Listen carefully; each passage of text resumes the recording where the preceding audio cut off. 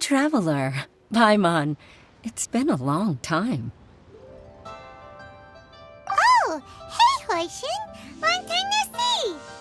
Fancy meeting you here. How's work these days? Thanks to the help of people like you and colleagues like Ganyu, better all the time. But I've been feeling distracted at work lately.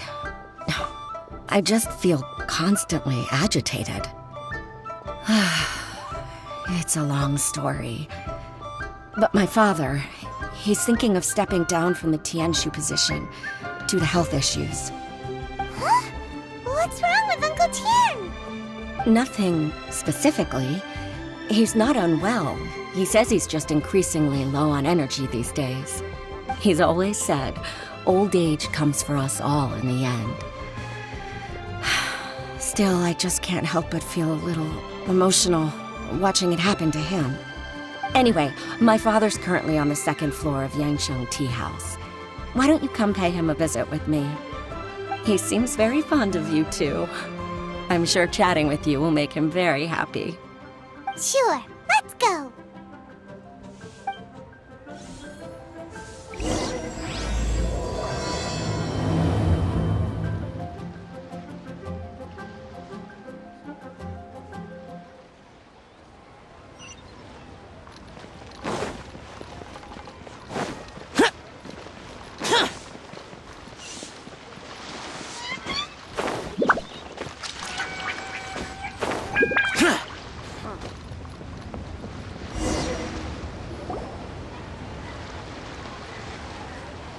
Uncle Tian, we're here to chat with you! Oh? What a lovely surprise. Welcome. Hoishi, why don't you go downstairs and get the shopkeeper to make us a fresh pot of tea?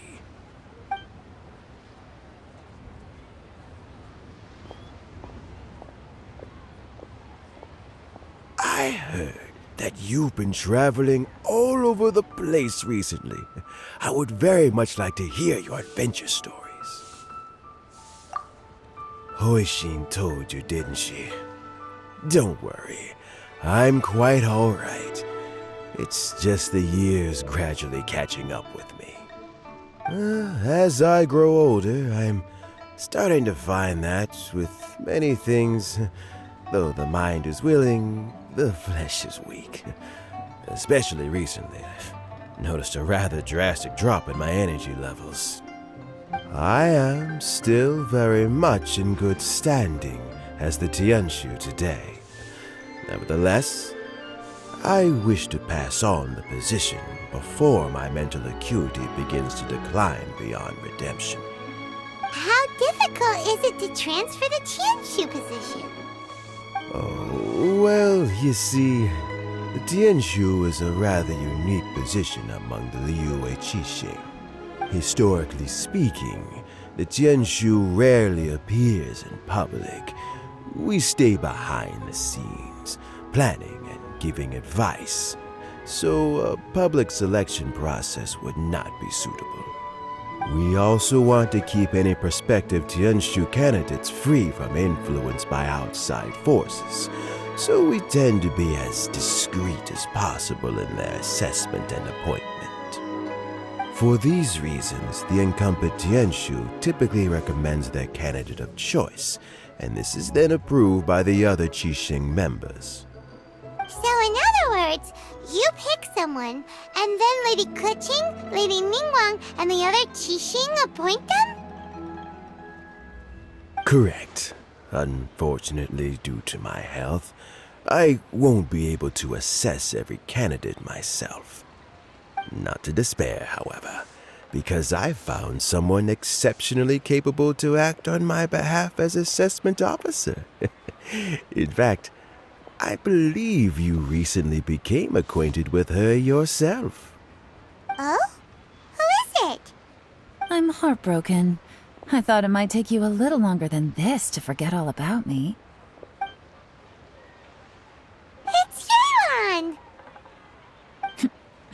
Jackpot. Uncle Tian here asked me to assess 3 candidates for him. Fancy joining me?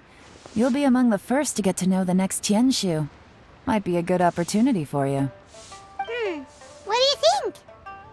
Paimon thinks so too. It can't be a bad thing to be on good terms with a new Qixing, right? Alright then. Though, I gotta say, Uncle Tian, you say you're into behind-the-scenes planning?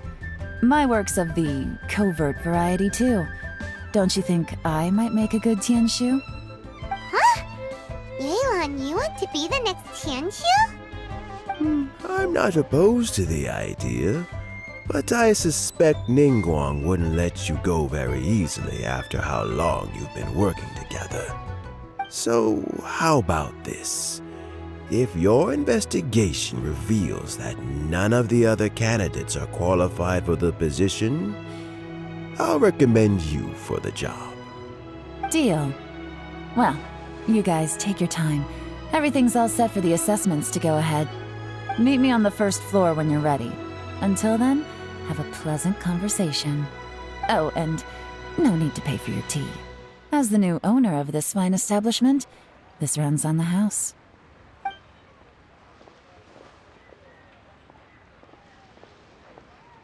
You're all set? Uncle Tian seems really worn down. It's like all his energy's gone. Yeah, it may sound harsh, but Uncle Tian is past his prime. He's not cut out for this anymore.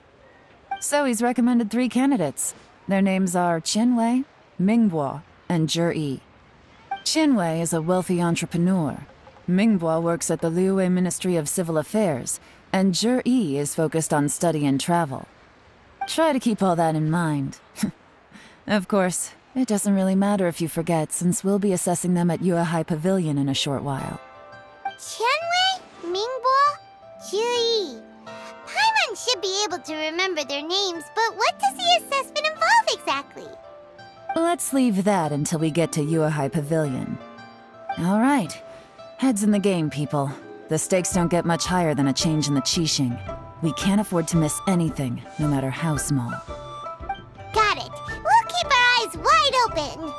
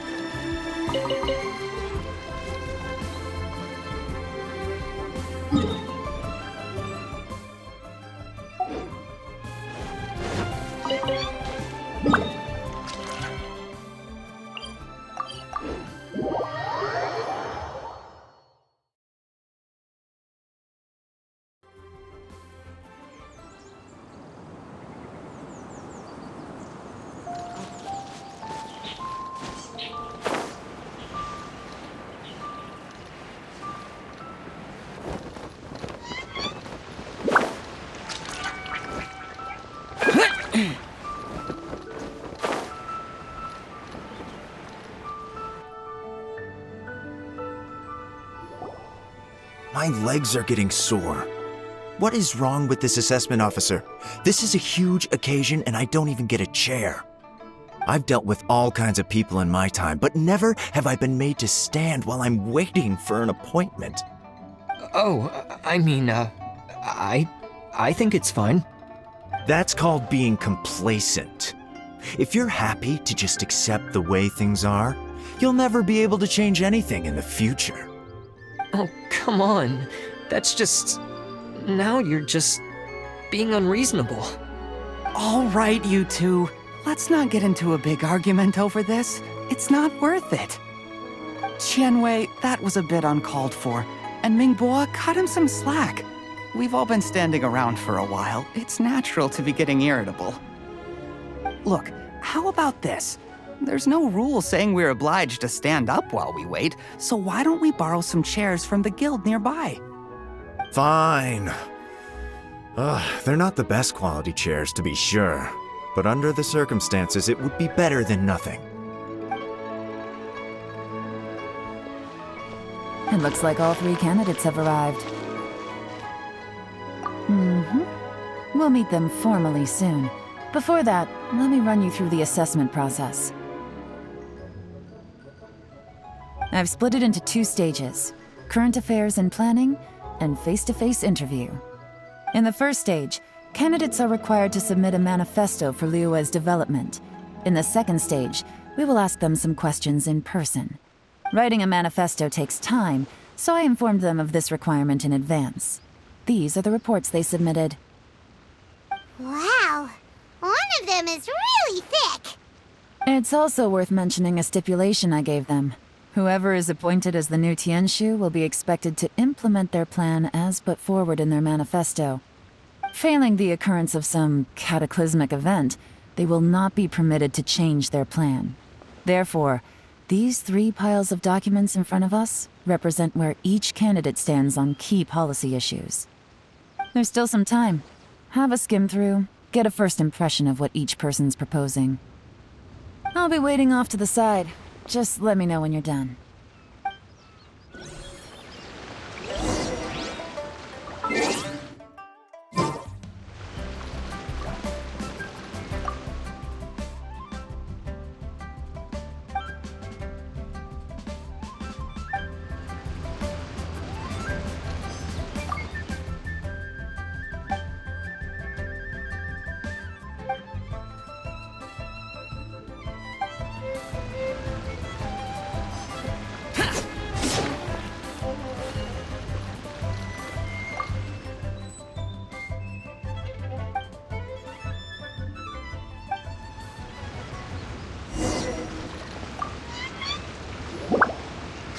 Finished, huh? What did you think? Everyone took it very seriously. Of course they did. They have the chance to be picked as the new Tianshu, so you can bet they're putting their best foot forward. And keep in mind, whoever gets in has to execute their plan as written. Nobody wants to have any regrets. That's for me to know and you to find out. We can talk more after the interviews. We'll see the candidates now. Let's do one at a time. Start with Chenwei. Yes, ma'am.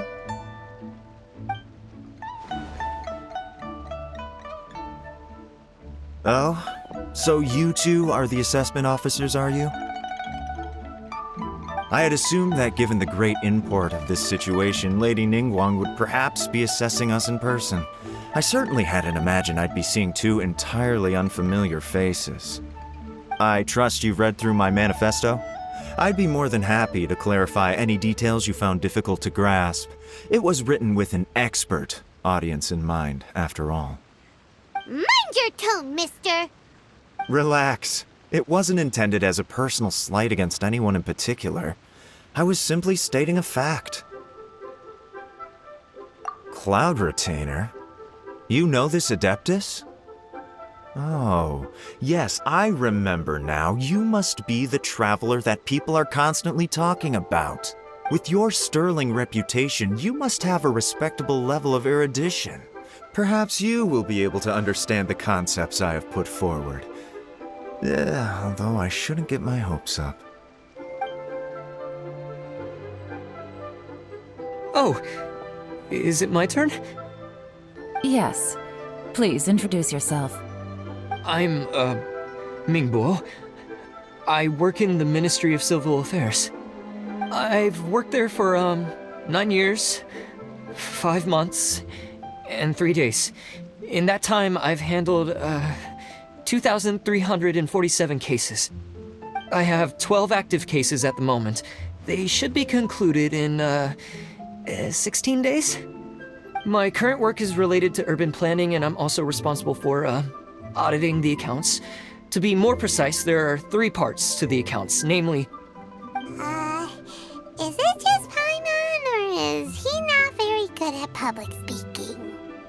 You know what? Let's leave the self-introduction there and move on to some questions. Oh, okay. Sorry.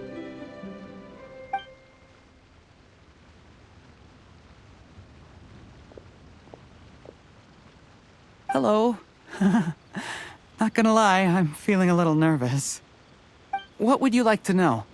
You're here to assess me, so ask away and I'll answer your questions to the best of my ability. Your manifesto is very wide in its scope, but you don't seem to be personally involved in many of the specific fields. How can you be sure that you have the ability to put your plan into action?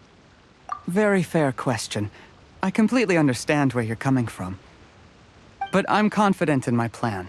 I've visited many different places, talked to lots of people with far more expertise than myself, and my manifesto is the conclusion of these efforts. Of course, two different problems can be interconnected in very complicated ways, and you might reach two very contradictory conclusions depending on which one you're focusing on. What I've tried to do is strike a balance. In other words, present an optimal solution to all the problems as a whole. How do you plan to determine whether you are right or wrong about your proposed solution being the optimal one? A great question. Well, I'd start by having my colleagues and the secretaries of the Yuehai Pavilion evaluate any proposals before implementation. Post-implementation, it would all come down to the results. If it turned out that my judgment was to blame for poor results, I would take responsibility. Nice answer. All right, next question. He seems like a great guy. Everything he said was thoughtful and logical, and he was just a pleasure to listen to. Here's my take on what we just learned. As you saw, Qianwei is highly knowledgeable. He proposes many excellent ideas in his manifesto which effectively target the big issues. But he is very proud and incredibly stubborn. He doesn't care much about other people's feelings. Mingbo's plan is more thorough and more measured. You can tell he's meticulous in his work, very detail-oriented. But he and Qianwei are otherwise polar opposites. Mingbo is not very articulate and comes across as very timid in conversation. Perfect summary. Paimon couldn't agree more. You're good at this, Yewan. Last but not least, Zhi. His manifesto is full of pertinent details, his methodology is sound, and his proposals cover a broad range of fields, which is quite a rare feat. The depth he goes into in each and every area means it can only be a product of painstaking work. Plus, he is modest and good at dealing with people. But what really interests me is that many of his views happen to coincide with Uncle Tien's. Having someone like Zhi take the position would certainly put Uncle Tien's mind at rest. Great! We'll see. Let's go back and report to Uncle Tien.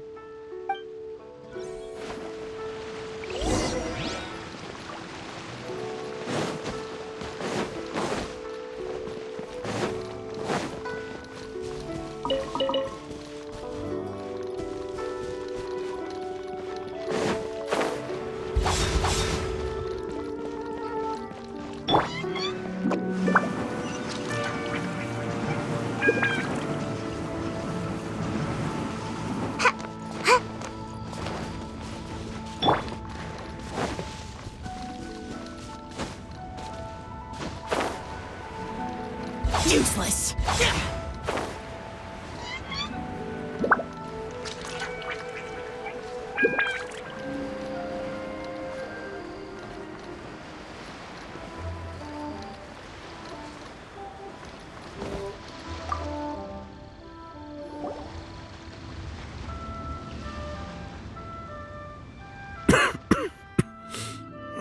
I see.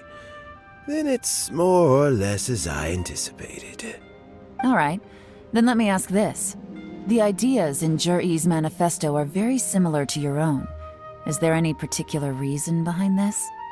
Oh, I didn't want to say anything when I gave you the list of candidates, for fear of affecting your judgment.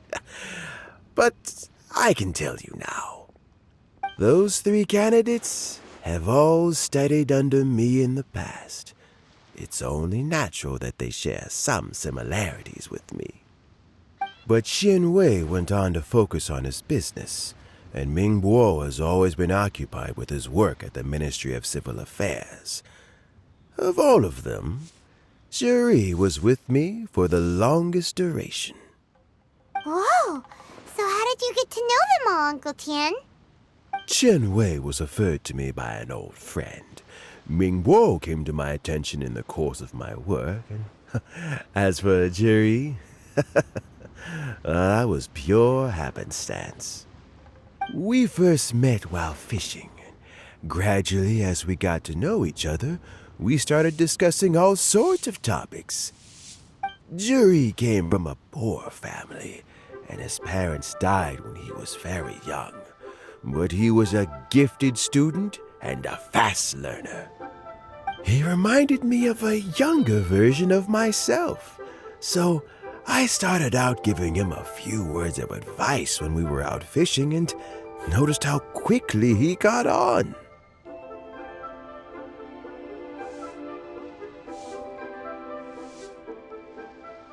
Quite. And now, all of a sudden, he's grown into a mature young man. It's a joy to see, but it also gets one thinking. The young are growing up, and I am growing old. How time flies. No one can escape the cycle of life. I don't know, Uncle Tian. You still seem in pretty good shape to me. You might have another few years of work left in you, don't you think? Oh, you. There's really no need to console me.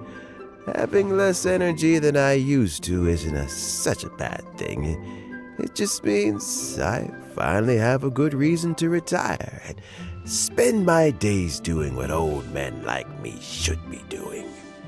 Going fishing whenever I feel like it. Sounds like you sure love fishing, Uncle Tian.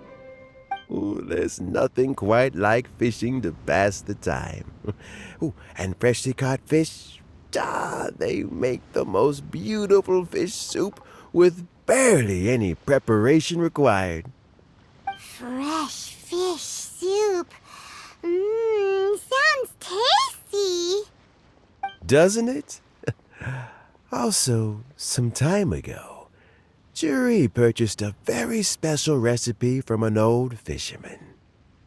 When we've been fishing recently, Juri always brings some extra ingredients he prepared in advance.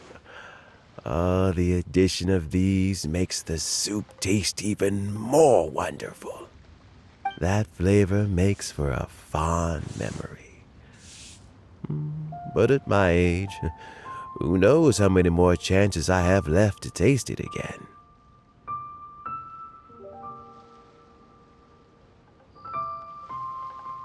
Oh, can Paimon come next time too?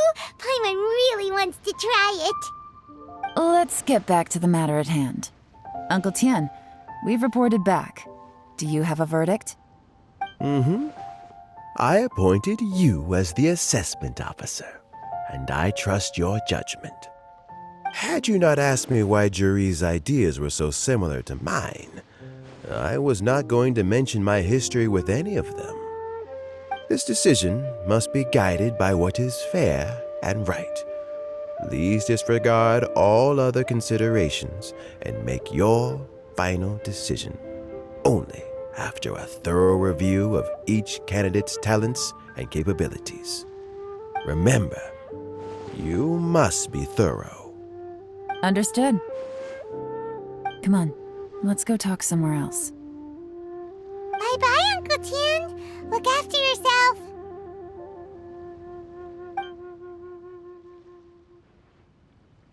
So, it's gonna be Jiri, right? His manifesto was written well, and he's the best speaker. Easy. Let's not rush. There's no time limit for this assessment. Huh? So, are you gonna give them more tests or something? No, nothing like that. The assessment itself is complete. But let me give you a word of advice. Things are not always as they appear. The biggest no-no in intelligence work is to only get information from the person of interest themselves. The truth is almost always hidden beneath many layers of deception. You have to get information through many different channels. For example, Wenyuan, Shenghua. Yes? Lady Yelan, what are your orders? Ugh! Who are they? Where did they come from? Did they scare you? These two are Wenyuan and Shenghua. They work for me. As my trusted assistants, They are always standing guard nearby. They also perform various assignments as required. Shanghua is a business expert who gets his information by trading. Wenyuan relies on word of mouth. And there's also Upei, who's not here right now. That meathead must have been out there on sea surveillance for some time now. Is he all right? I seem to remember that he can't swim. Nothing can take that guy down. Certainly not a little wind and waves. Shanghua, visit all the commerce guilds and look into Qianwei's background. Wenyuan, go to the Ministry of Civil Affairs and look through Mingbo's work files. Yes, ma'am. So what about Juri? Juri, well, obviously as the most promising candidate, we will be investigating him ourselves. Let's go to the docks first. Lots of people passing through there. You can find out all kinds of things. If we're looking for information, why don't we try talking to Bulai, the owner of Wanyu Boutique? He does business at the North Wharf. Maybe he has some news for us. That's actually not a bad idea. Let's go and ask him.